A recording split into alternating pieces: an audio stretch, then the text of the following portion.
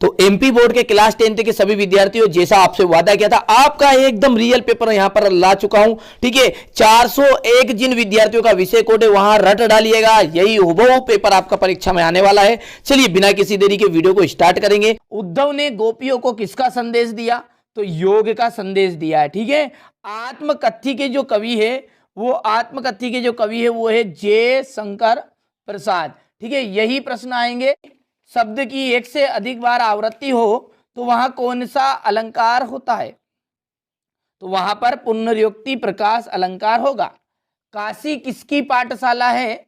तो काशी जो है वो संस्कृति की पाठशाला है। वाच्य कितने प्रकार के होते हैं? तो 3 प्रकार के होते हैं।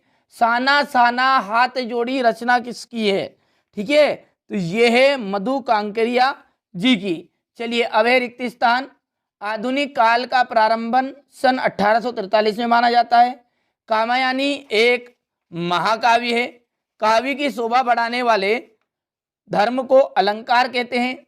बिस्मिल्लाह खां बालाजी के मंदिर में रोज शहनाई बजाया करते थे। पंचवटी जो है वो दिग्गु समास का एक उदाहरण है।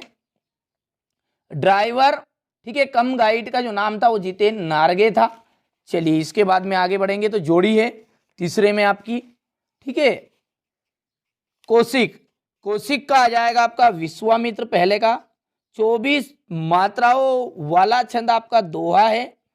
संस्कृति, तो ये किसकी रचना है? भनंद आनंद कौशल्यान की। मन्नू भंडारी ने साहित्य में रुचि पैदा की। ठीक है, तो इनकी शीला अग्रवाल जो इनकी शिक्षिका थी, उन्होंने।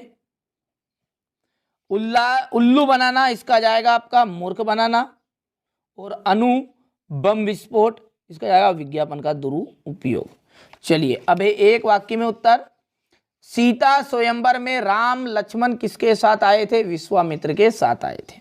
काव्य की शोभा बढ़ाने वाले तत्व क्या कहलाते हैं? अलंकार कहलाते हैं। नेताजी की मूर्ति पर सरकंडे का चश्मा किसने लगाया होगा? किसी बच्चे ने लगा दिया होगा। चलिए, मेरे द्वारा पुस्तक पढ़ी जा रही, इसमें वाक्य कर्मवाच्य है। एक से अधिक अर्थ देने वाले शब्दों को क्या कहते हैं? अनेकार्थी शब्द। चलिए, भोलानाथ सिसकना क्यों भूल गए? तो साथी बच्चों को खेलता हुआ देखकर। चलिए, अब है सत्य और असत्य है।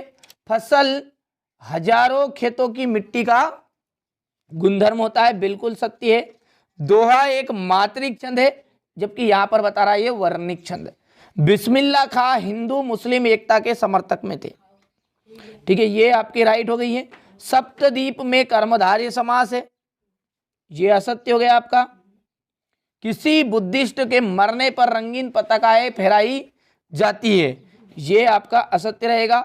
मूसन तिवारी भोलानाथ को चिढ़ाना शुरू किया था। ठीक है, तो ये भी आपका असत्य रहने वाला है। गोपियों के द्वारा उद्धव को भाग्यवान कहने में कौन सा व्यंग निहित है? देख लीजिएगा, यहाँ पर है आपका विषय कोड। फिर मैं बता रहा हूँ, किसी ने स्किप कर दिया स्टार्ट में तो। ठीक है, यहाँ पर आपका जो होता है वो सीरियल नंबर होता है। ठीक है, चलिए इसके बाद में अगला है, कवि आत्मकथ्य लिखने के से क्यों बचना चाहते थे? ठीक है, कवि ने कोई ऐसा बड़ा काम नहीं कर लिया था कि वो आत्मकथ्य लिखे, इसलिए वो अपने को, ठीक है, छोटा समझकर ये भाव उनके मन में आया था। ठीक है, बहुत ही सिंपल से क्वेश्चन है। सॉल्यूशन आप ढूंढ लीजिएगा जल्दी से, समय बहुत ही कम है आपके पास, इसलिए यहाँ पर मैंने सॉल्यूशन पूरा नहीं बता रहा हूँ। पेपर के प्रश्न आप ध्यान से देख लीजिए। कहानी और उपन्यास में कोई 2 अंतर है। आत्मकथ्य की परिभाषा एवं प्रसिद्ध आत्मकथा का नाम बताना है। इसके बाद ये क्वेश्चन नंबर 15 है। ठीक है, यहाँ से देखिए क्वेश्चन नंबर 16 और ये क्वेश्चन नंबर 17, 18, क्वेश्चन नंबर 19। ठीक है, क्वेश्चन नंबर 19 के बाद में यहां से देख लीजिए क्वेश्चन नंबर 20, इसके बाद में यहाँ से क्वेश्चन नंबर ये 22 आपका, और ये अंतिम आपका 23। टोटल 23 प्रश्न हैं और पूरे 23 प्रश्न मैंने आपको पूरे के पूरे पेपर में बता दिए, यही प्रश्न आने वाले हैं। ठीक है, आप इनके भरोसे रहिएगा, कोई दिक्कत नहीं है, पर लेकिन अलग से भी पढ़ाई जितनी हो सकती है करिएगा, क्योंकि मेरा जो मकसद है वहाँ ये नहीं है कि आपको बहकाव में रखना। ठीक है, हो सकता है यदि गलत पेपर निकल गया तो रियल पेपर तो है। ठीक है, हमने भी दूसरी जगह से मंगाया है, यदि वहाँ से हमको धोखा मिल गया तो फिर आपके साथ धोखा होगा और मैं नहीं चाहता कि आपके साथ धोखा हो। ठीक है, ये पेपर याद करिए, उसके अलावा आप अलग से पढ़ लीजिएगा। ठीक है, तो मिलते हैं अगले वीडियो में।